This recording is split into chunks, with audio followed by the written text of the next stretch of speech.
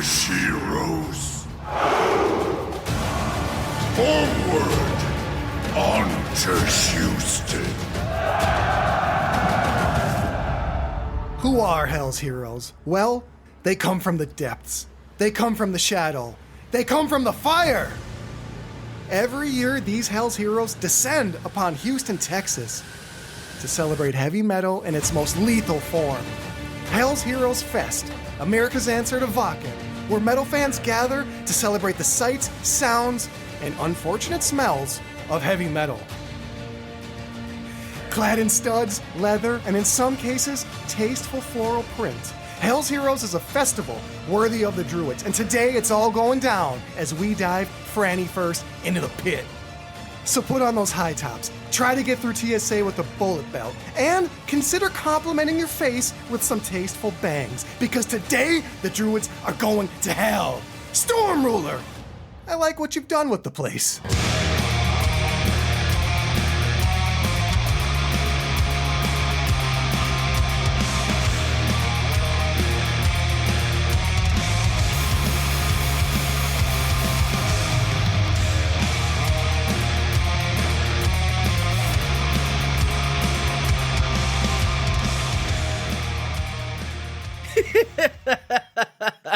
So stupid.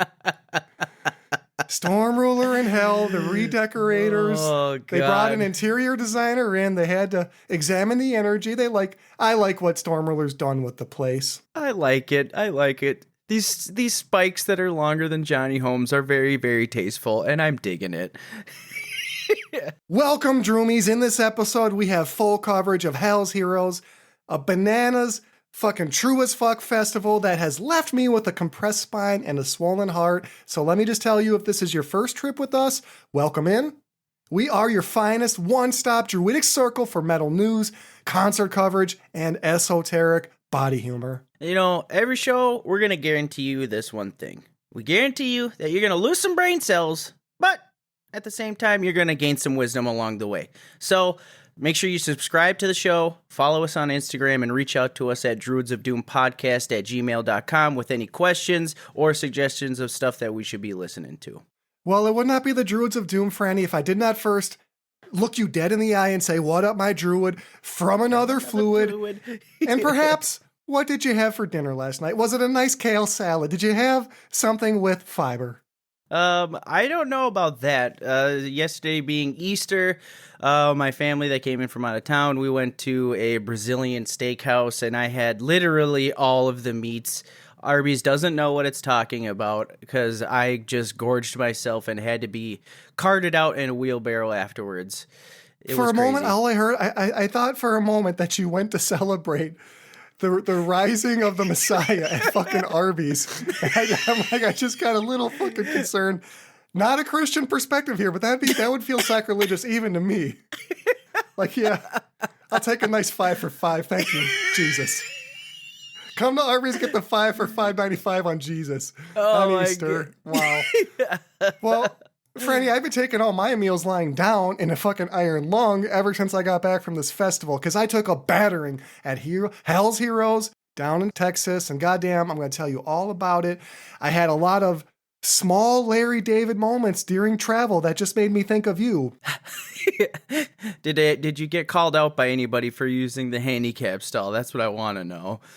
No, but I did have to move on the plane to accommodate a family being able to sit together. And so I had to go sit in another man's already warm seat. Oh, no. And it just felt like there's something so intimate about that. I'm just not comfortable. Even in 2024, I know a man is beautiful. I have no problem with that. I'm comfortable with my sexuality. I don't want to sit in an already warm chair. Yeah, you don't know if it's warm from just him sitting there, or if he's fucking ripping ass on it. Who knows, man?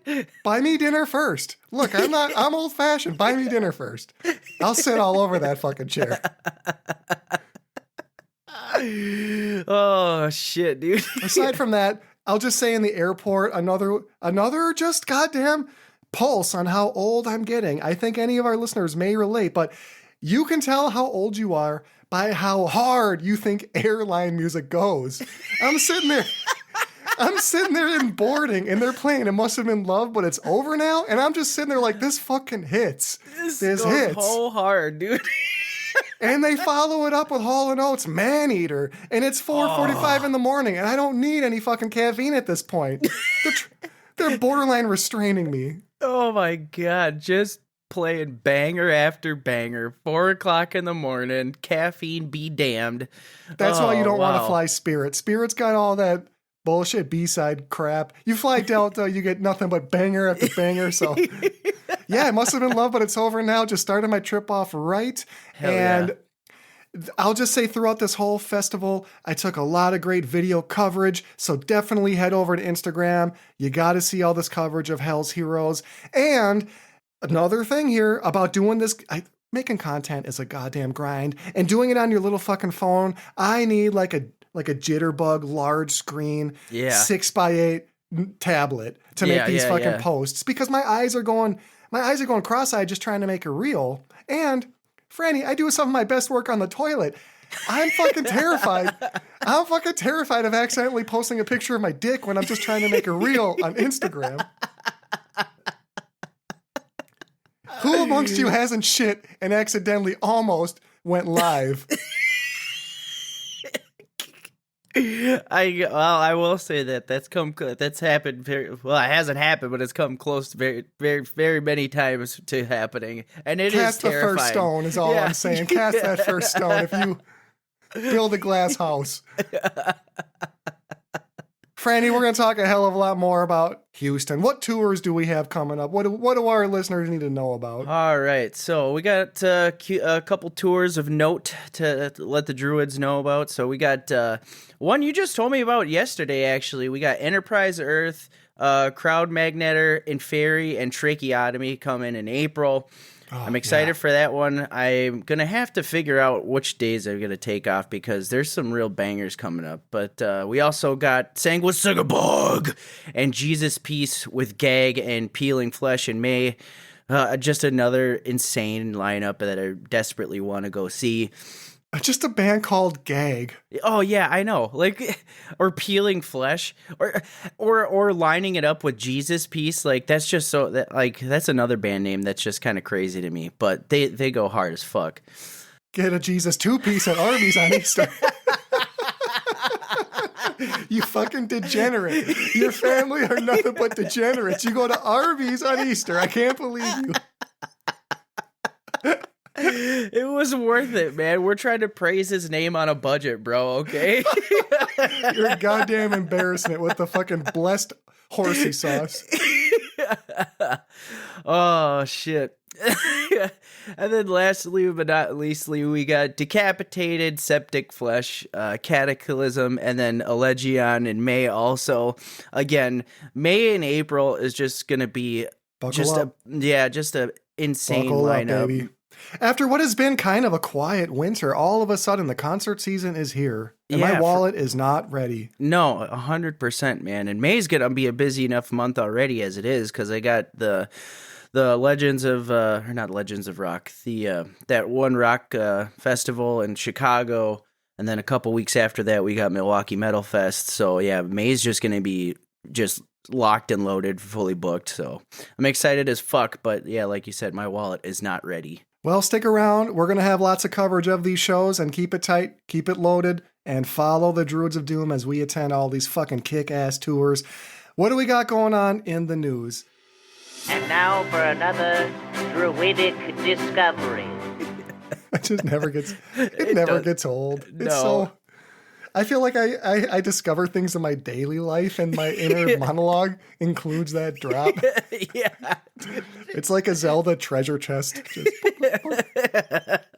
Oh, fuck. Well, I know we call this Druidic Discoveries, but as anyone who's listened to the last 4 episodes in a row knows, this is the Bruce Dickinson Mandrake Project Corner. This is the end of the line, folks. This is the end of the story. Our final Bruce Dickinson Mandrake Project updates. So as you know, the Mandrake Project is now released, and it's a graphic novel of the same name. Bruce provides a clarifying note about the album versus the graphic novel. And I thought this was hilarious. She's like, oh yeah, it's kind of related to the comic. And you can look at the comic and go, oh, I see it might be related to the album, but they're not dependent on each other. So you can buy the comic, you can buy the album, or you can buy both. All right, well, thanks, Bruce. Thanks for that, man. Apparently, Bruce is a longtime comic nerd, and in part, he was inspired by the comics of his youth. So apparently, Bruce really identified with the Silver Surfer as a kid because they were both, in Bruce's own words, really pissed off at the time. So I thought that was kind of a nice little insight into why he made this graphic novel that turned into an album. And in listening to some of the press coverage, I'm shocked that he's still talking about the horrendous video game that Iron Maiden put out a number of years ago. Oh, God, that was bad. But apparently that game had a side comic that never felt fully realized, and that's why he had to do the Mandrake Project. So stick around to the end of the episode. I'm going to talk a bit more about that. But Franny, what do you got? Oh man, so the Droomies know that we're big fans of Big O here on this show, and Zompantli, Big O, baby. Zompantli have announced a new album, Beating the Drums of Ancestral Force. Holy fuck, dude! What a name! This is why we need fucking video of our show at this point, because nobody knows I'm sitting here double front bicepping it just to hear Big O and Zompantli. Oh man, I'm excited as hell. So that's going to be coming out on May 17th. They got a new single out now. It's called "Forgive Me, Big O." Please don't send a squad of mobbed up homies on me. It's called Tlahoyali. What's up, Jeremy's Franny here with a quick update on the proper pronunciation for the track after reaching out to the boys over at Zompantli. Properly pronounced Tlayowali. So again, Big O, please God, don't break my knees. All right, that's enough. Back to the show. Bye. I butchered the hell out of that. But either way, make sure you check it out because it will astral project your ass back into the past, put you in a drum circle. Because when I was listening to it, I just wanted to beat the shit out of my chest because it is entrancing. It goes hard as fuck.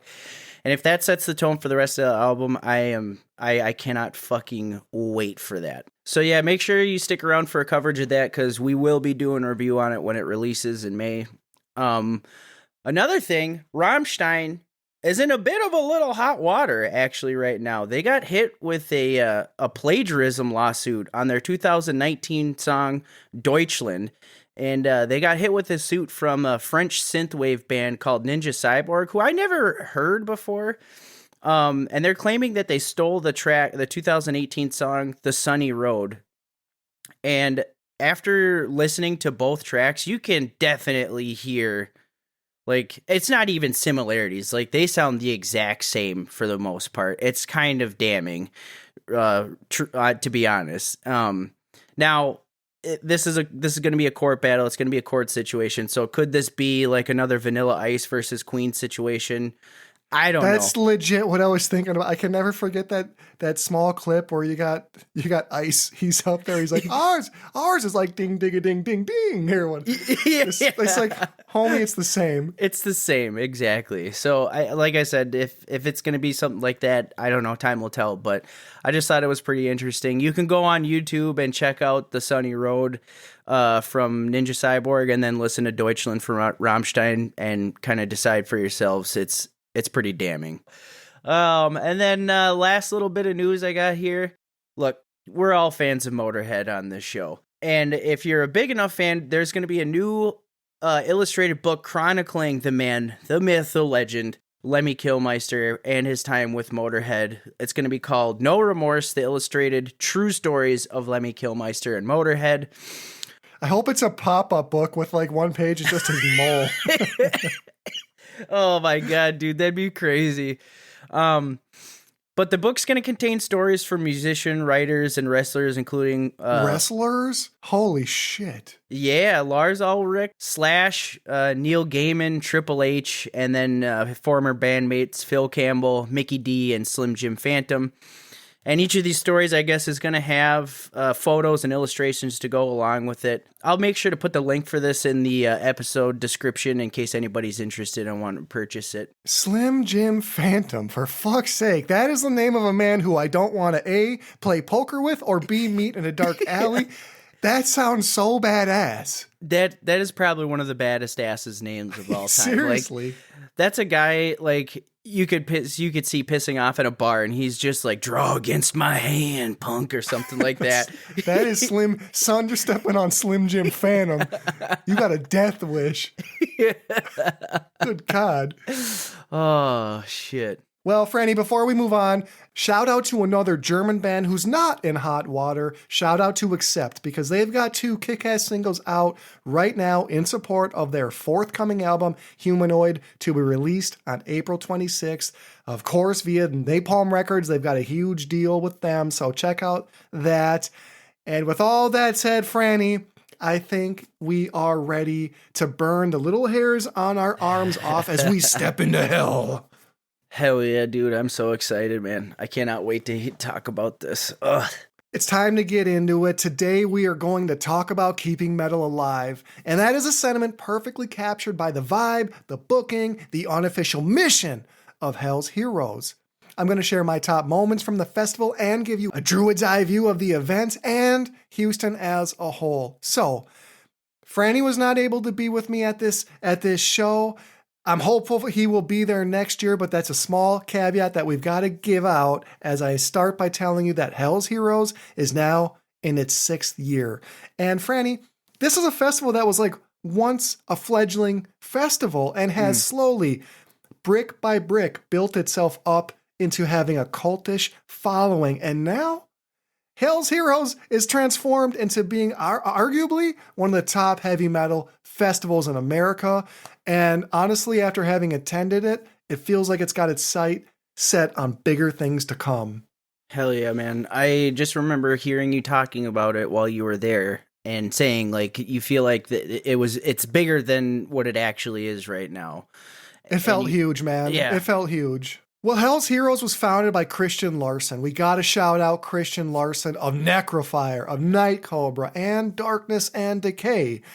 Particularly Darkness and Decay has a demo, it's new, it's called Orgasm of Golgotha, which I thought, that's a hilarious ass name to be giving out right around Easter, Golgotha being the site where Jesus of Nazareth is believed to have been murdered.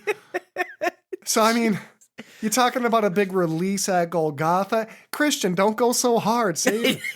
My goodness, it's so much violence in you, Christian. Oh my God. Jeez. But Franny, I attended this year, which is its 6th iteration, but I would say Hell's Heroes started to really pick up steam around year 3 on a national level, because that's when Christian was able to nab Candlemass.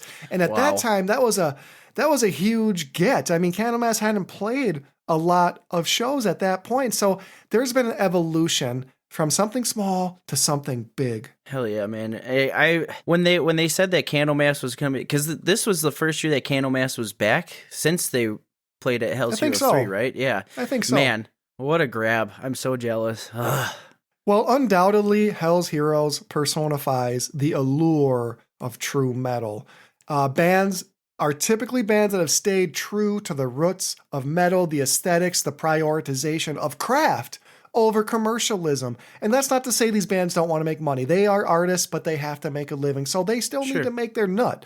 But they persist in a way that allows them to persevere without compromising their artistic values. That's fucking Hell's Heroes. Franny, a band like Rotting Christ. Yeah. And I love...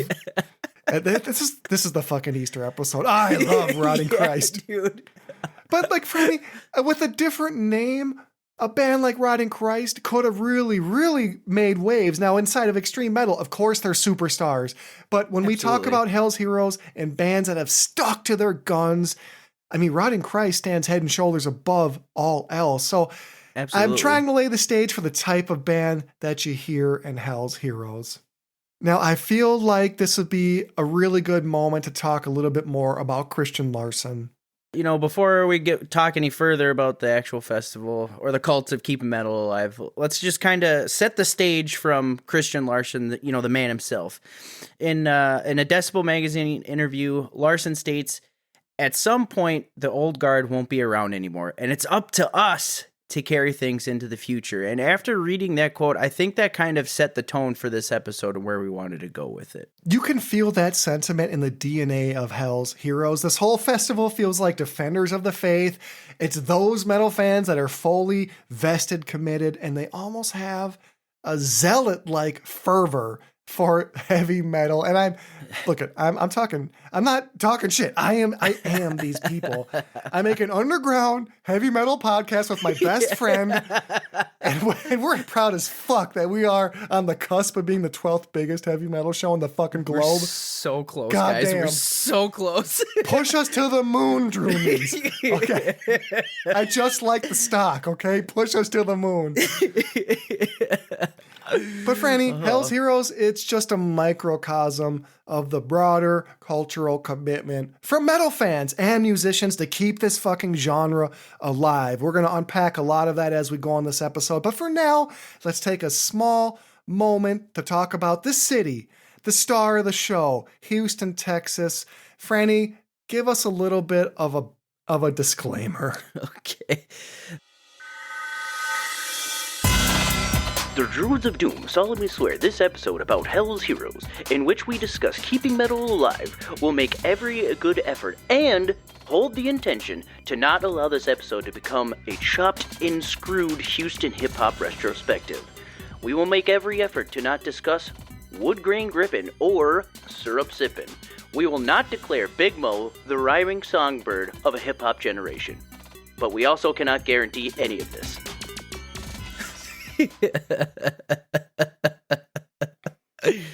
Oh, God. Not talking about Houston area hip hop is like trying to be a Chiefs fan under 300 pounds. It's possible, but it's not fucking likely. Every fucking Chiefs fan looks like Andy Reid.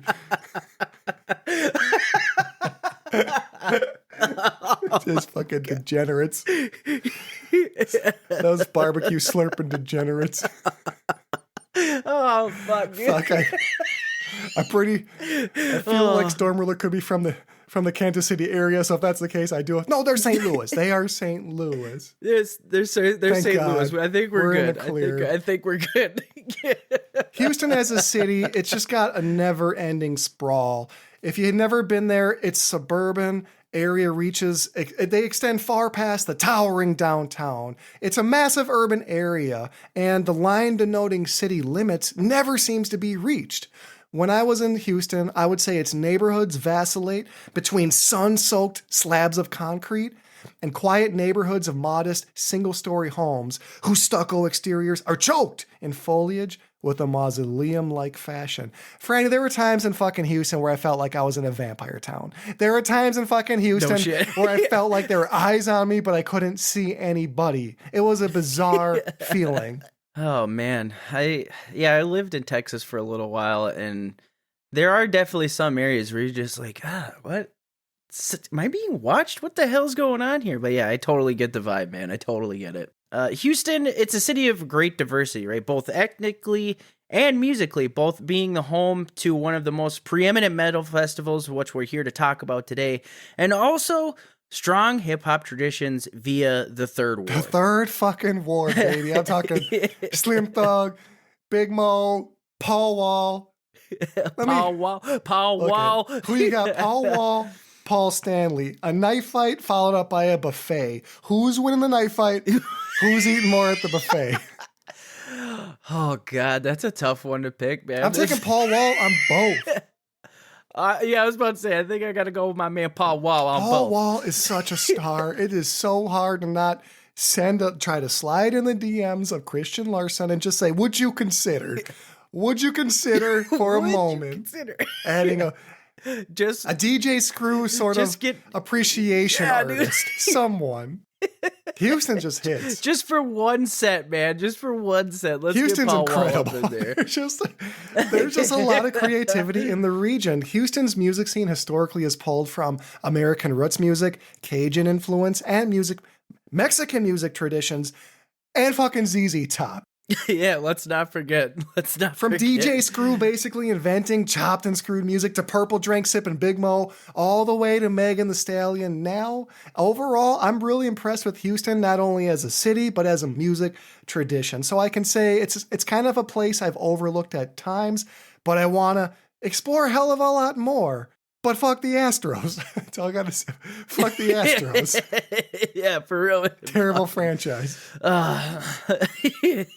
Franny, tell us a little bit about why metal festivals are just different. That metal festivals aren't like concerts they're not like a one-off. They're something else. Tell us about festivals. Well, I mean, like the first thing that I can kind of say, and you've already touched on this a little bit, it's a vibe, man. The whole thing is just a vibe, and it's more than just the music. It's like the camaraderie and like the brotherhood and sisterhood on another level that you don't get at single serving concerts. You know what I mean? It's not just phones out, drones out, it's everybody just completely embracing themselves in the music and why everybody's there. There's a chance for connection in a way, like I said, that single servings rarely offer for the most part. People are watching on a whole new level. And like I said, it just embracing all the sights, the sounds, the smells, whether it be good or bad. And fucking the merch, man. The fucking merch. There's so much goddamn You'll go for merch. broke at a metal festival. If you're not prepared, if you haven't talking to a local accountant up front before heading out there, you could dig yourself a big goddamn hole fast. Oh, for sure, man. I've already talked to my tax man to see if I can find some extra money lying around just for some merch, dude. Oh my God. And I saw Omen out there. I saw Omen playing the Axeman, but now hearing you say that, the Tax Man, like I think that's what you need to listen to before you go to a festival. Oh, fuck, dude. It's just a scale on another level that you won't get at one night shows. You know what I mean? There's just so much to take in when you go to metal festivals. I mean, 1,000%. And it's a lesson I will get back to later because I missed some of these things, but for good reasons. But before we come back to talking about the scale on a different level, Franny, on one side, when you talk about scale, you've got cough drops. And on the other side, when you talk about treating a little chest congestion, on that scale, you've got promethazine and codeine. Let me ask you right now, what do you know about syrup sipping? What do you know about Purple Drink, baby? This is Houston. What are we here to talk about today? I know that if you're syrup sipping, you got to have the double styrofoam cup. Some Sprite. If you don't some do Jolly that, Rancher. About 2/3 full ice. I'm ready, Houston. I'm ready for you. I am ready to receive you, Houston. Oh, Well, man. Franny- Fucking A, dude. Well, hey, you got a double stacked styrofoam cup in the background. What is that? I'm syrup sipping, baby. My Droobies. This man is legitimately syrup sipping on the show right now. I am not syrup sipping on this show, God damn it. I want to be. I've always been curious. Houston, I said I'm ready to receive you. Please. Oh, shit. Well, Franny, the White Oak Music Hall is the venue where Hell's Heroes is hosted, and it's a huge complex. It's located 2 miles north of downtown Houston. It's got apparently over 400 live shows a year, and it's on a plot Holy of shit. 5 fucking acres. So it can accommodate over about 3,000 metalheads. And for me, it felt like there were double that there, but I probably have the Hell's Heroes glasses on right now. It felt huge. Oh man, that's crazy. That's so many shows a year, and not only that, but like I didn't realize that like the White Oak Music Hall was that Fucking big. massive. There's a huge outdoor venue. There's an indoor venue, and at no time did it feel like it was too big for this show. Absolutely, the metal fans Sure. turned out.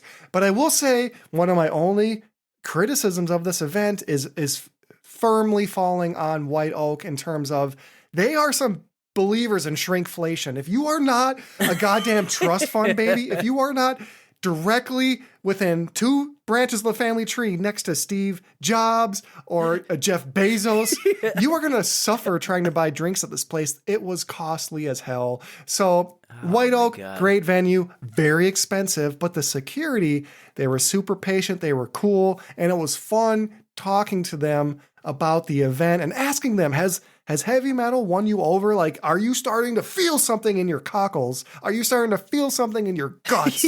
And I gotta say, some of them were. Hell yeah. You always love to see that, especially when you go to concerts or festivals and the security guards, you can kind of start seeing like bobbing their heads a little bit. And you're like, okay, we might have a new convert here. Might have a convert. Exactly. Before we move on the White Hoke music hall, is it clean enough to eat a pizza off the floor? Would you eat a pizza off the floor? No, these floors are, if you were to try to eat pizza off of these floors you would absorb a lot into that crust. Even fucking thin crust, I'm talking deep dish. You don't want anything touching the floors of the White Oak. There were some real problems with mud. There were some problems with toilets getting backed up in the outdoor bathrooms, especially. Oh, God. Bottom line, you don't want to, I mean, I almost burned my shoes after this festival, so. Oh, but boy. talking about the Not experience, good. Franny, I got a fucking golden ticket. I got a fucking golden ticket at Hell's Heroes, and it set the tone. The Druids of Doom were given a press pass, and once we got our greedy little hands on that, I was able to set out with the full intention of getting the best coverage available. So again, head over to Instagram because I was able to get my ass right up on the rails for every set. Moving up in the world, everyone. We're moving on up on our way to number 12. We got our first press passes. This is how you punch your way to number 12. This is how you. Hell yeah, hey, dude. look it.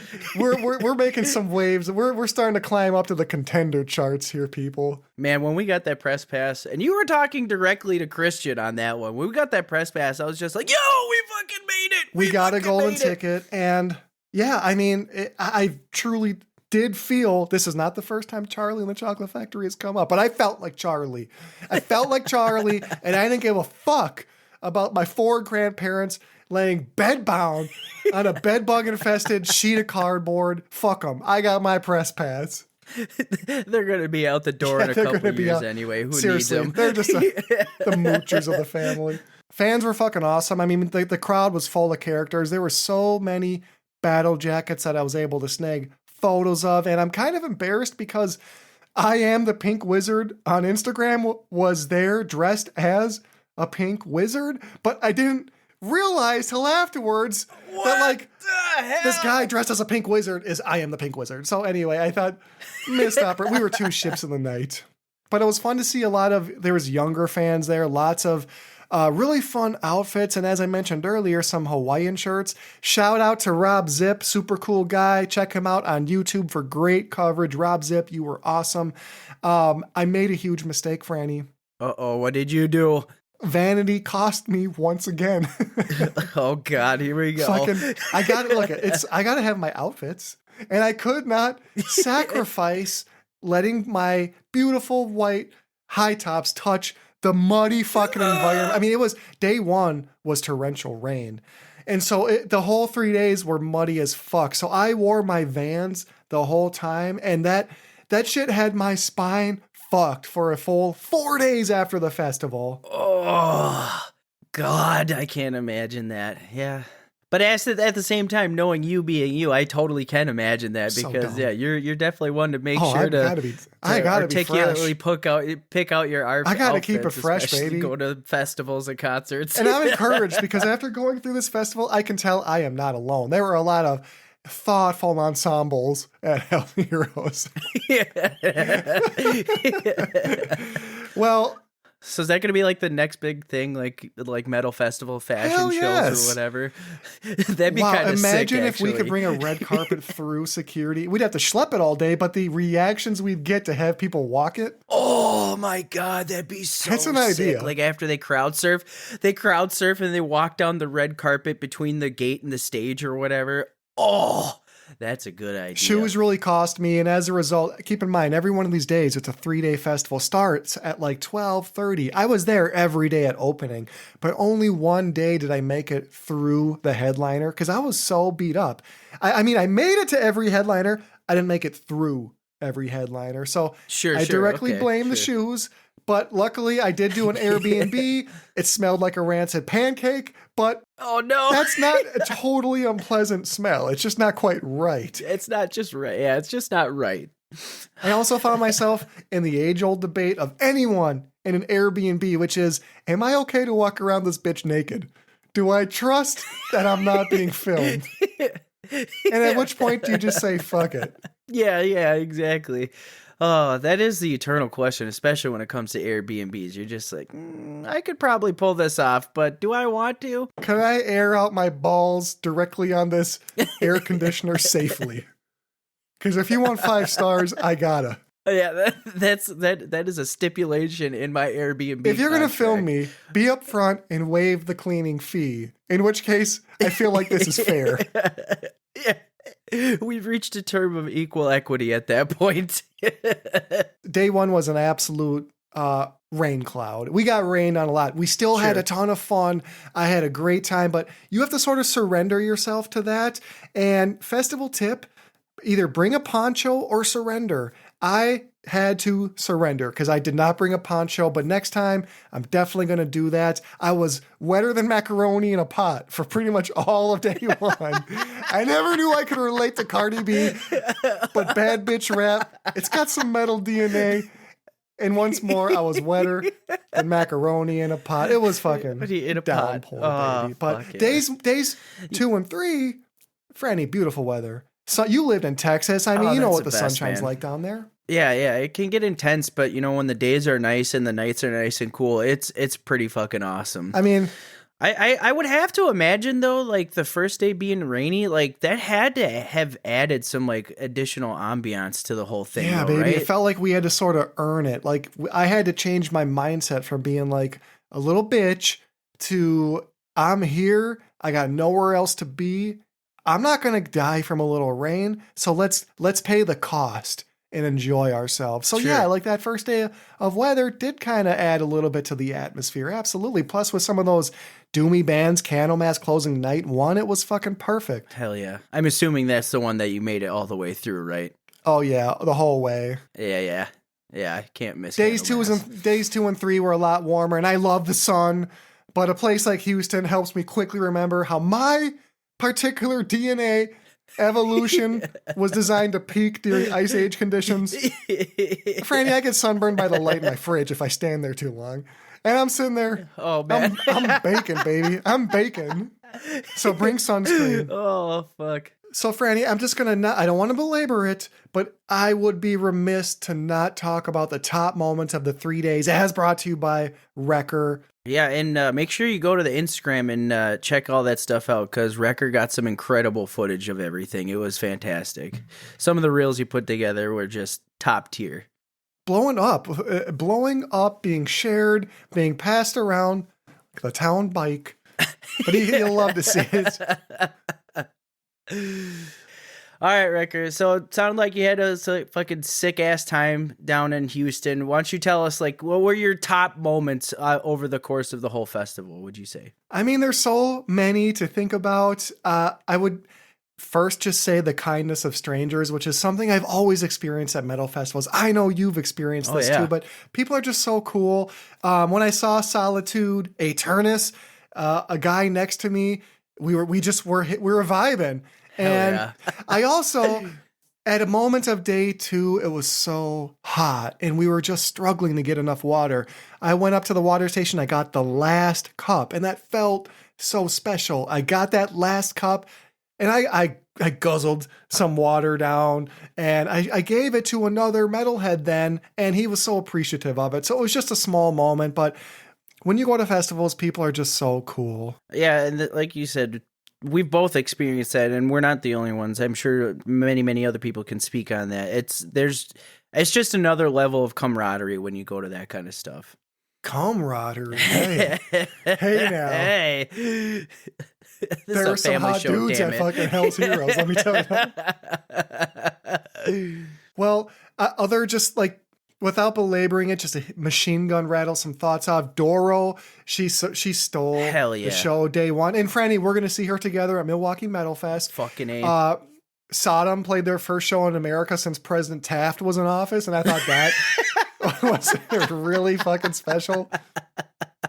Night opened day 2. Fuck so I just yeah. want to shout out Pat Crawford of Night. That guy is so fucking cool. What a talented drummer. He Yeah. just beats the drums like they owe him money, and just a nice person to boot. So Night was a big high spot. And I would say if I had if I had a valley, a low spot in this festival, I will say it's when I had to go to the medical tent. Oh, shit. Yeah, man, because Rotting Christ opened a portal to hell. You son of a bitch. And I slipped in. I got burnt really bad. They forced me to eat the eternally hot piece of pizza. I got perpetual mouth burns. Rotting Christ sent me to the med tent. It was worth it. You son of a bitch. I was Just like actually slow-rolled you. worried about that. I was like, you didn't tell me about this, you asshole. They didn't tell us about that, so it was not appreciated. But Solitude Eternus played a reunion set. They dripped charisma. They were fantastic. Their lead singer, maybe through the magic of post-production, we'll name him. He was fantastic. Hey guys, Franny here with another quick update for you. The lead singer of Solitude Eternus is Robert Lowe. That's all. Back to the show. Candlemass played the first third of Under the Oak before they had to cut out due to probably city ordinance. That sucked, but I've waited my whole life to hear Under the Oak, and I got to hear it. Fuck yeah, man. That's so awesome, dude. I'm so glad you got to have that experience, man. I know in the lead up you were super excited to go see Candlemass again, so I'm glad you got to have that experience. Franny, what would be your white whale? What's a white whale band for you? Because that was Candlemass for me. Probably Blind Guardian, which we're going to see in Milwaukee Metal Fest. Like, I am a Sick. diehard Blind Guardian fan, and the fact that I'm getting to go see that with some of my best buds, I am over the moon about. I cannot fucking wait for that. So, Franny, to wrap up some thoughts, I would say there is an excellent smattering of black metal with special call out Necrofire, just taking big next steps in their careers. And so Christian Larson, my hat's off to him from an organizing standpoint, but just as a musician, Necrofire fucking crush. And it's Hell no yeah. accident. I didn't actually realize Necrofire had such a connection to Hell's Heroes. So about 3 episodes back when I was talking about how they damn near made me shit my pants in the basement of a Trader Joe's, I didn't know I'd be hooking up with them in 3 short months to get press access to their goddamn event. But that's full circle coverage here at the Druids of Doom. How fucking cool. Man. You can't top that kind of serendipitous events, man. You really can't. Like, it's Long-term storytelling. We believe in that on the Druids of Doom. Jamie Josta, if you're not, look at, but now we're looking forward to the future, Jamie. And we got Milwaukee coming up. Have your We gotta people call figure our out- people. Have your people call our people, which is me or Franny. But we always answer. So, Witch Hazel, a band who get into Christian themes. I thought they had balls of steel to come out at Hell's Heroes. Hell yeah. And they were wearing all white with gold trim. It was fucking dynamite. They were fresh as a grapefruit spritzer. They just were nice. I like them. Somehow Attic was able to sing as well in person as they do on record. And the pre-party was also a lot of fun at the aptly named Black Magic Social Club. And Hell yeah. Franny, now having been to metal venues in multiple cities in America, I'm starting to see that metal clubs universally are in fucking stab you neighborhoods. They are never, metal clubs are never in a posh part of town. No, why would they be? You know, thanks Tipper Gore. I'm blaming her on this one. Yeah, thanks Obama, for putting all the metal clubs in the dangerous parts of town. Well, all the headliners were fantastic. Tank was vicious as fuck. I had a great time. And would I recommend this festival? A resounding goddamn yes. I briefly mentioned the one drawback, which is cost of concessions. And the concessions do have a distinct lack of purple drink, but I had a great time. And if you get the fucking chance, Franny, we got to get this done. Oh, yeah, We yeah. got to head down there next year because this is a festival I think you would sink your teeth into. Oh man, yeah, just hearing you talk about it, and we've talked about it off here as well. I think maybe depending on how this year's Milwaukee Metal Fest goes, I might forego that one to go to Hell's Heroes in Houston because it sounded like a just fucking straight banger of a time, and I'm all for that. I'm glad you had a fucking sick ass time at Hell's Heroes, and you know, Hell's Heroes is a festival that exists because of the insane passion of metal fans, the zeal, like metal fandom that we bring, and the maniacal commitment to the actual metal fans. So let's kind of just break it down. What makes metal fans so committed to keeping this genre going, which is so important to all of us? And how does the metal blood cult keep the metal cult alive? Like, you know what I mean? Like, how do we accomplish all of that? Wow, such big questions. Only the thank God the druids are here to pontificate, because my brain gets One locked episode. up. One an episode. Fucking mid-download for my software update.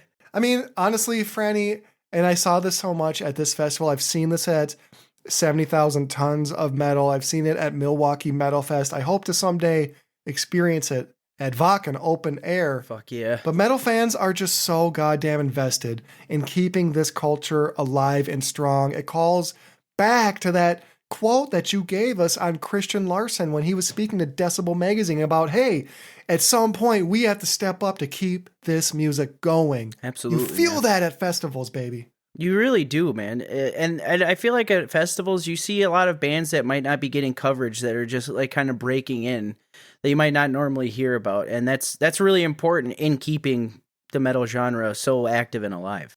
I also feel like one thing that keeps us going is that, I mean, we're just so goddamn geeky.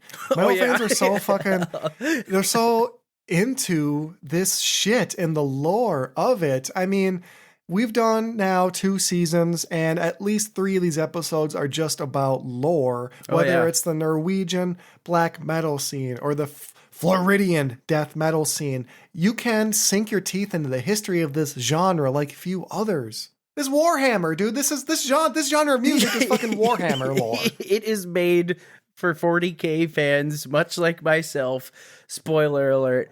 It is crazy, and you can follow, you know, the lineage of these certain subgenres back to like the roots, and it is crazy to see how it kind of transforms and how people really do sink their teeth into it. And not only but like certain albums have like literal stories. They tell stories and lore, you know, like it's crazy. It's crazy. It's Ozzy biting the head off a bat, or so we're led to believe. It's all the stories that we pass from word of mouth to each other about our experiences at shows. It's putting your hands in the air and doing a nerdy ass goddamn air guitar from one grown person to another grown person.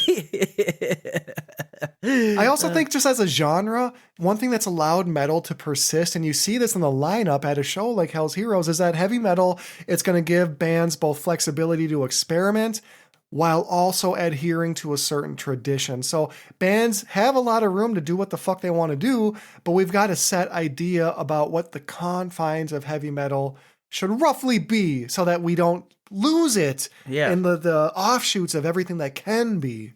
Metal's got guardrails, but all along those guardrails are glory holes that have been finely excised, covered with duct tape, and fucked to shit. So there's a lot of room to breathe. Oh my God. Gotta unpack that one for a second. Is that an edit? I don't know. I don't think so.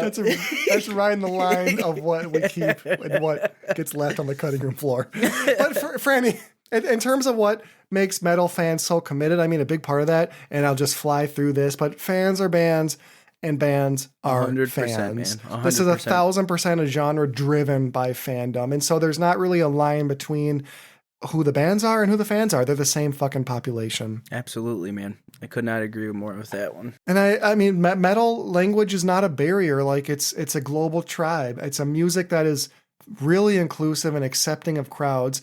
There are exceptions, to be sure, and we know which scenes in heavy metal have maybe harbored ideologies that aren't inclusive. However, if you go to a metal show, I don't care what you look like, I don't care how you identify, you are going to be accepted. And you're going to be accepted with open arms and probably free beers. Oh, yeah. Lest we not forget the free beers just for being there. But I think something that flies under the radar, Franny, I don't know if you can relate to this, but one of the bonding things for metal fans that keep this keeps this genre alive and going is this consistent disrespect for metal that gives metal an underdog appeal. Like if you're a metal fan, you've been regularly used to people having no fucking idea what the fuck you're into. Yeah, and not caring either. You know what I mean? They don't take the time to like even care about what you're passionate about or anything like that. I mean, you see that in pop culture all the times. When you go into like a movie and there's like a shady bar, 9 times out of 10 they're playing like some heavy ass metal music. You know what I mean? And it kind of like visualizes the disrespect that you're talking about. All the tropes that everyone in the dominant culture has about metal, and all the tropes that the monoculture has about heavy metal are in some degree true, but they omit the rest of the story, and you only get that story once you're inside this genre. And that story is that the bands and the fans are 1,000% passionate and welcoming, and if you want to get in on this tribe, the barrier of entry is extremely small. Just give it a chance. Go to a fucking show. Absolutely, and we'll welcome you with arms wide open. Oh, Jesus. You can't fucking... I wasn't even making that connection, man. That's on you for going there. It's the Easter show, and you're talking about arms wide open. And you're telling me I went there? This fucking Arby's guy. Well, I'll just wrap this up by saying, Franny, I spoke to a bouncer at the Hell's Heroes Festival, and he was from the Dominican Republic as it happened. And I asked him what his thoughts were about Hell's Heroes. I wanted to know, like, is this winning you over at all? And he told me metal is really ritualistic. The fans get so into it. I've never seen anything like it. I'm going to have to get me a vest. And fuck yeah, dude, that's sick. Even as I tell you that, I get goosebumps. I think about it. I believed him. Like, we shared a moment. And like in that moment, after being exposed to metal for 3 days, he got it. And I thought that was so fucking sick. That's so fucking rad, dude. Oh, that's so cool. You love to hear it. You love to hear that stuff, man. Well, Hell's Heroes, I can't wait to come back. Hell's Heroes 7, I'm looking at you. And my goodness, either Hell's Heroes or Jamie Joustin, we're going to be talking soon. But goddamn, one of these festivals, whether it's Milwaukee Metal Fest or Hell's Heroes, Crypt Sermon. We got to get Crypt Sermon on one of these fucking bills. But I will bid you adieu, Houston. I can't wait to come back. And we are going to move the fucking spell down the line and give us a goddamn review and bring this Mandrake Project, this Mandrake Project story to a close. The end of an era for the DOD. It really is an end of an era. I mean, Mandrake Project has been with us for basically all of season 2. We stuck with this longer than we did our scripted character subplot. Like, this is a longer form story at this point. It's true. It's fucking true. It's true, man. We're going to have to bring the Colonel and the Private back at some point. We got to run it back at some point. But, Franny, the Mandrake Project. Droomies, it's been 19 years since Bruce Dickinson of Iron Maiden fame. Some of you know him just as a pilot. But it's been 19 years since Iron Maiden released his last solo album, Tyranny of Souls. For better context, Franny, that's a long fucking amount of time. Yeah, dude, that's a long fucking time, man. Let's take a look back at what's happened in 19 years since Tyranny of Souls was released. Now, first of all, the iPhone was released. God, holy fuck, dude. Before this album, it's been since the iPhone that Bruce has put out a fucking Holy album. Fuck, man, that's wild. Steve-O got sober. That's so crazy, dude. We went from seeing Steve-O take a beer bong rectally to getting sober, and Bruce is like, that's not enough time to make an album. Oh my God. Franny, since Bruce's last album, Malaysian Airlines Flight 370 vanished midair on its way to Kuala Lumpur International Airport. Holy fuck, dude. It's been a long time, people. That's a long ass fucking time, man. At this point, the Mandrake Project is officially just a slump buster for Bruce. He just got to bust a slump. He just has to get back on the horse at this point. Knocking off some ring rust. Seriously, Bruce, you'll remember it's all in the hips. You're not going to forget. But for those of you that are here and have stuck around this far into the show, you know that Bruce has long been regarded for his air raid voice, his imaginative lyrics, and his creative run has extended straight through 7 studio albums, if you include the Mandrake Project. So let's take a look at this album in depth, and I'll give you the record, ideally, seal of approval. Let's see what happens. Oh boy. Plot twist. Plot twist. Plot twist, Franny. Wrecker likes Bruce Dickinson, so we're going to see where this goes. I Remain's my favorite band. Fuck. So the first half of this album, it's a lot of mid-tempo songs, huge choruses, huge hooks, right out of the gate. First single, Afterglow of Ragnarok. Actually, that might be the second single, but it's an absolute bop. It's got great chorus. It's fun guitar work. It's memorable and upbeat. And the video, Bruce is having so much fun in it, and that's obvious. Oh, yeah. First half of this album is a lot of fun. You slip into Many Gates of Hell. It's another big chorus. It's another mid-tempo song, and it's just before we enter what I would say is arguably my early highlight of the album, and that is Rain on the Graves. It just has a grit that I think the rest of the album sort of lacks. Another massive goddamn chorus. So we're 3 songs in to the Mandrake Project, and we're being fed sort of a pretty typical verse-chorus approach. All of them with massive choruses. Franny, now this is where my first cautionary note has to be mentioned. But Bruce's voice is showing a little bit of age at this time. And we've heard this on the last, arguably 2 Maiden releases. Now, that's not really a dig when you consider he's one of the best singers in the world. So when I tell you his voice is showing some age, he still sounds better than 98% of whatever you're listening to. Could just dance around us when it comes to singing. Absolutely. The man's a fucking icon. Yeah, absolutely, man. If Bruce put out a pot pie, I'd buy it. Oh, 100%, because you know that motherfucker would be so good, dude. So good. You line that up next to Marie Callender's pot pie and a Bruce Dickinson pot pie? Fuck yeah. I'm eating that Bruce Dickinson pot pie 12 out of 10 times. I'm eating it before I leave the store. Not even microwaving it, just fucking throw it. I'm going to fucking suckle it like a popsicle.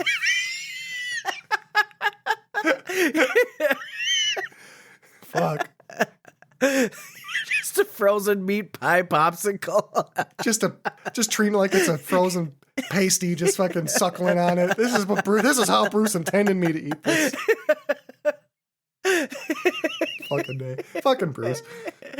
So we leave the first third of I don't know how we got here. I really apologize. I can't stop laughing. I don't know why that's so funny. I'm like They eventually got to like put it behind glass because people just come in and start suckling in the aisles. Oh fuck, dude.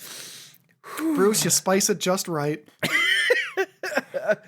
So we clear the first third of the album. We're having, Franny, through the first third of the Mandrake Project, we're having a pretty good time. And it's at that third way mark that Resurrection Man comes in, and we start to get our first tonal shift, and they introduce an absolute massive stoner rock riff. And I was really surprised. Like a smoke-filled stoner rock riff in the middle of a Bruce Dickinson album. I loved it. Hell yeah. I've listened to about half the album so far, and so far I think Resurrection Man is probably one of my favorite tracks that I've heard so far. It's so fucking good. So good. On a production standpoint, I wish I could have been in the room. I really wish they would have taken that song and made it even thicker. Yeah. Because I really think there was an opportunity there to work with that riff to make something really heavy. But, hell yeah.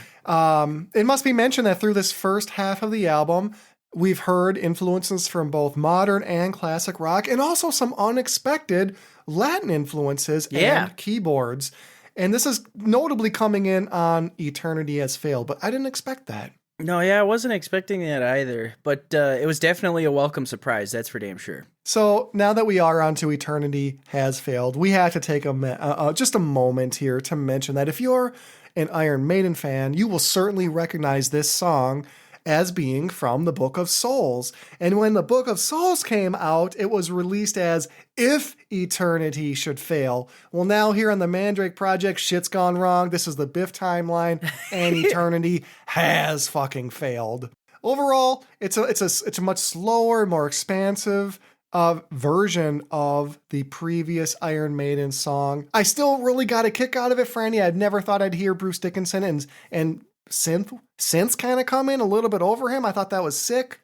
And overall, the first half of the album is a lot more predictable than the second half, which really is a lot slower. It features some ballads, and the vibe on the second half of the album is just a lot more dark and gloomy. Yeah, I haven't gotten to that second half of the album, but I am definitely excited to hear about it and then go back and finish up the album for sure. Well, Mistress of Mercy, it feels like one of the songs that was written way back when Bruce was sitting on this content. It feels like a song that's probably about 15 years-ish old. It's got that sort of hard rocky radio rock sort of sound. It's not bad. Face in the Mirror, Bruce is showing some more vulnerability. It's a simple song. It might disappoint some, but I didn't hate it at all. But it's the last portion of the Mandrake project that really showcases Bruce's grandiose side. So you've got Shadow of the Gods, which is absolutely a grower, and it crescendos in what I would say would probably be Bruce's strongest vocal performance on the album, coupled with Sonata, which closes the album. There's a hell of a lot of theater happening in the last third of the Mandrake project. So with all that being said, to summarize, we've got a banger opening to the album. Bruce is not taking a lot of chances on the first half, but the back half has some real strong growers on it. It's got some builders, and if I had to put a bow on things, fucking the man, there's some pressure here. It's the Mandrake it's the Catalina wine mixer, and it's the fucking Mandrake project. It's the fucking Mandrake project. We're bringing this season to a close with a couple episodes to go, but I would say it's an extremely diverse listening experience. It shows Bruce's maturity as an artist. He's very comfortable in his own skin. It's clear that he's really firm in his values and what he thinks an album can be. It's creative as fuck. I mean, the fact that this is both a graphic novel and an album, that's pretty ambitious, Bruce. It's all par for the course with a guy like Bruce Dickinson, who is a Renaissance man. I can really imagine when I listen to the Mandrake project that Bruce would be in a different time. He would be a bard, or he would be a poet. Oh, yeah. Oh, absolutely. 100%. You can't not see that when you're talking about my man Bruce Dickinson. And the best thing is he's living that life in this fucking timeline. He's a Renaissance man. He takes his time to hone his vision. Even if it was 20 years, I'll give the man that when he puts out an album as strong as the Mandrake project. He's a fucking heavy metal icon, and he's an artist that we can't lose sight of. And I say that because when I listen to the Mandrake project, I have to remind myself, I'm listening to an album where a dude is not just trying to be a heavy metal artist. He's just trying to be an artist. He's not bound by what we expect him to do, because this album will hit you with some things that you weren't expecting. So to close, man, I'll just say, like, I hope I don't have to wait till I'm 60 for the next release by Bruce.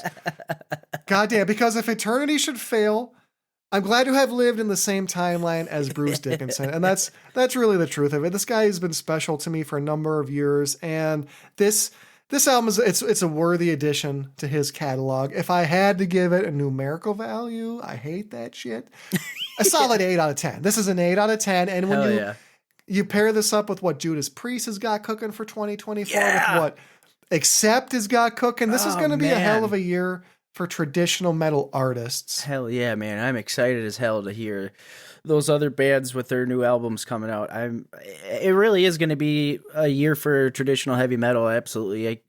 Man, what a timeline to be alive, man. You know what I mean? We're in a fucking timeline, that's for sure. Man. Fucking hell, Franny. Hell's Heroes. I'm so excited to be back. It was so much fun to talk to you about it. Christian Larson, you're the shit. Thank you for believing in us. And all you Droomies, thanks for sticking around. Franny, I can't wait for fucking Milwaukee Metal Fest. Yeah, God. I'm going to kick it over to you. Thanks for doing this. All right, Droomies, once again, thank you so much for joining us on today's episode of talking about Hell's Heroes and kind of the pump up for Milwaukee Metal Fest. Once again, we cannot fucking wait. Make sure you go over to Instagram, check out all the sick-ass coverage we got of Hell's Heroes, and keep an eye on the horizon because we're going to have more awesome stuff from Milwaukee Metal Fest. Again, if you got any questions or suggestions of music that we should be listening to, shoot us a line at the Druids of Doom podcast at gmail.com. And with that, make sure you stick around for the next episode of Druids of Doom.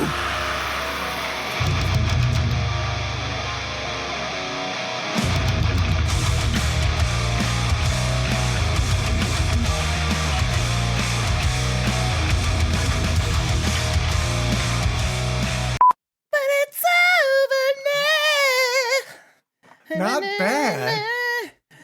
Give me the whole fucking thing. It could have been Love, but it's over now. Who are Hell's Heroes? Well, they come from the depths. They come from the shadow. God damn it, this dog. You can hear her digging back there. Yeah. Just fucking, you gotta have one of those beep, like those fucking edits, blooper reels. Get my dog digging in the back. I'm trying to set the stage for hell. Got my little cute dog digging. Okay, now I think she's comatose. Okay. Another one in the dust. Oh, we did it. Another one in the books. Oh, we did it. Milwaukee, come for you. Oh, we did it. Another one is in the book. Oh, here we go. Press passes. He's a press pass holder. Whoa, Druids come. Watch out now. They're really backed up. Whoa, here they come. Okay, I'm Drinking gonna. purple syrup. Oh fuck. Okay, I'm stopping it.